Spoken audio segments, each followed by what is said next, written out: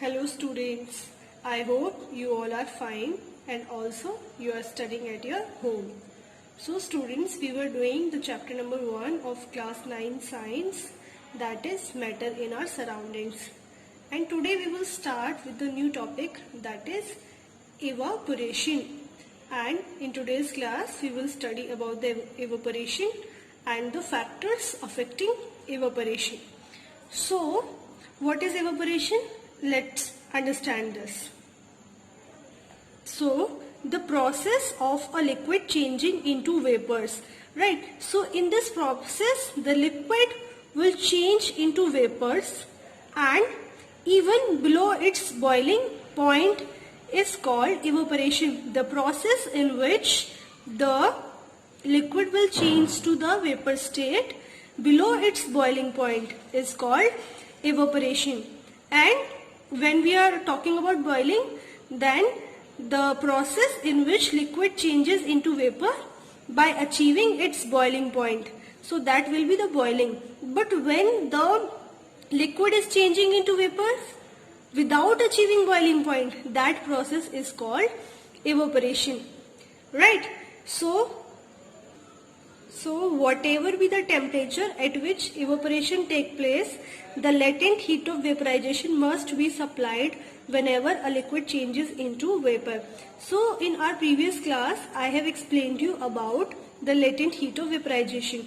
So whenever the liquid is changing its state and going to the vapor state or the gaseous state, then the particles of the liquid will take some heat and there they will take the latent heat of vaporization, right? So let us understand how the evaporation occurs. So some particles in liquid always have the kinetic energy that is more than the other particles. So even when a liquid is well below its boiling point, some of its particles have enough energy to break the force of attraction between the particles. So when the liquid is not even at the boiling point, then also some particles have the energy, and that energy is sufficient to break the forces of attraction present between the particles and to escape from the surface of the liquid in the form of vapors. So thus the fast moving particles of a liquid are constantly escaping from the liquid to form a vapor. So those particles, they are moving fast, they will escape the liquid and will convert it to the vapor state. Now let's see the factors affecting the evaporation.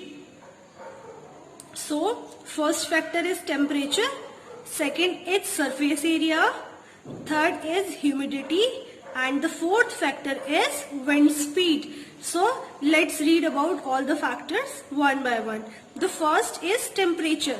So when the temperature increases, the evaporation also increases. That means when the temperature will increase, then the rate of evaporation will also increase.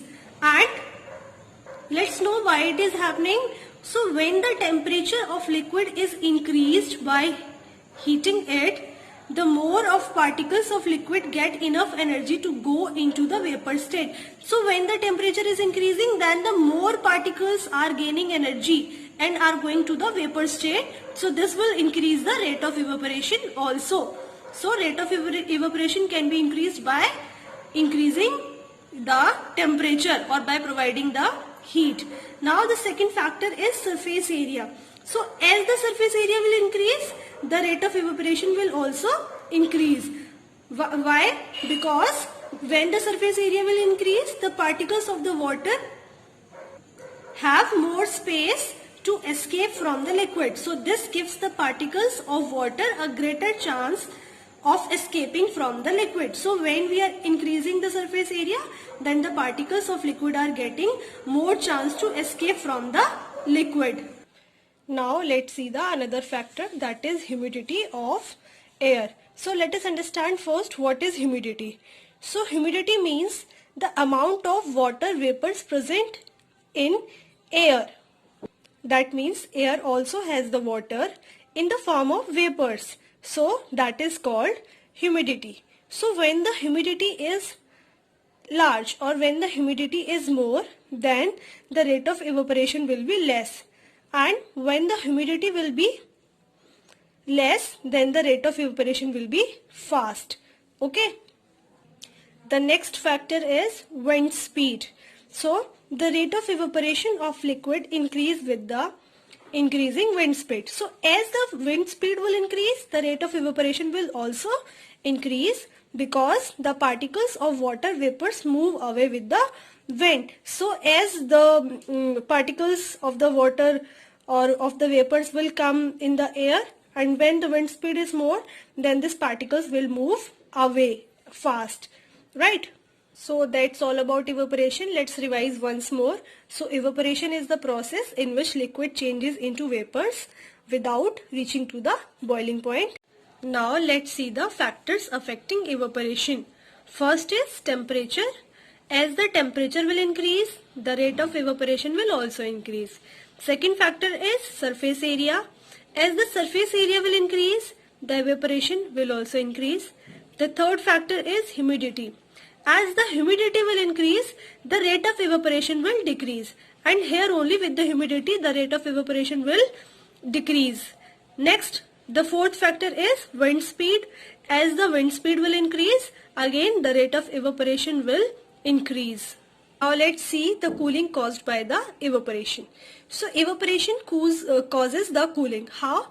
When the cooling caused by evaporation is based on the fact that when a liquid evaporates, it draws the latent heat of vaporization from anything which it touches. So when the liquid is evaporating, then it is obtaining some heat, and it is taking the heat of vaporization from whatever is in the contact of that liquid. So when something will lose the heat, then after losing heat, that will become cool. So let us understand it with more examples. So if we put a little spirit at the back of our hand, right, and wave it around. So when we are taking and putting some spirit on our hand and we just wave our hand, then we see that the spirit evaporates rapidly and our hands feels cool. So what we will see that that spirit will evaporate fastly, and your hand will feel cool and our hand will feel cold. Now what is actually here happening? So spirit is also requiring the latent heat of vaporization, and this spirit will take the heat from your hand, and after losing heat from your hand, you will feel cool, right? Now let us understand the more examples. So during summer days, water is usually kept in earthen pot. Why? Because when we are talking about the earthen pot, then some of the water molecules are in the contact of the walls of the earthen pot, and they are also in the contact with the earthen pot has the pores, so they are also in the contact with the air also, right? So the earthen pot has a large number of extremely small pores on the walls. So some of the water continuously keeps seeping through these pores to the outside, and this water evaporates continuously and take the latent heat of vaporization from the earthen pot and the remaining water. So due to that the pot has the pores, so some of the water will take the latent heat of vaporization from the pot and from the remaining water, and some of the water will escape, and that there also the process of evaporation is occurring, and this process will make the remaining water cool, right? Sweating also makes us feel cool, because while we are sweating, then what is happening? Evaporation is happening, that is going to the surrounding, and during sweating we are losing the heat in the surrounding. Now let us understand. We should wear cotton cloths in hot summer days to keep cool and comfortable.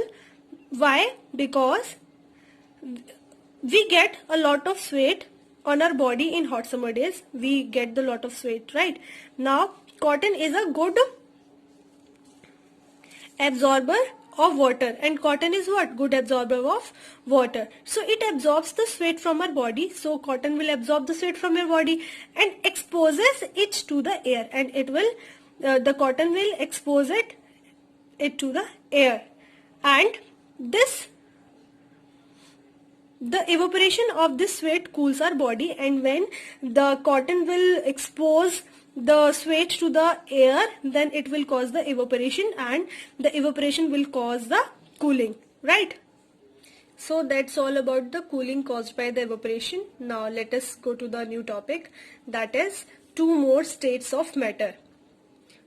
So scientists now say that there are actually 5 states of matter. Now we know the 5 states of matter.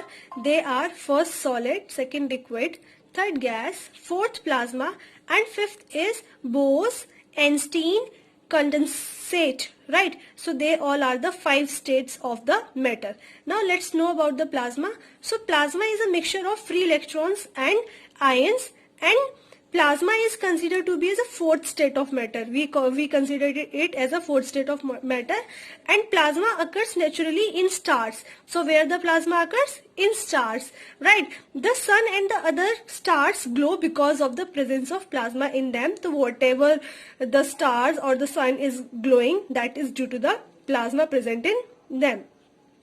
The 5th state of matter is also called BEC. And BEC stands for Bose-Einstein condensate, and it was finally achieved by 3 scientists, and the name of the scientists were Cornell, Cottrell, and Weyman of USA. And how they have got this state? They got this state by cooling a gas of extremely low density. They have cooled the gas of very low density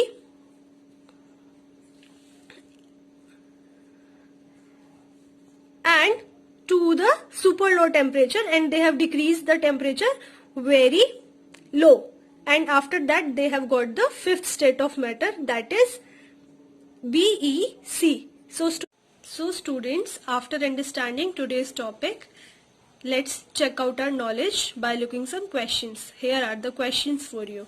Question number 1. What is evaporation? State the various factors which affect evaporation.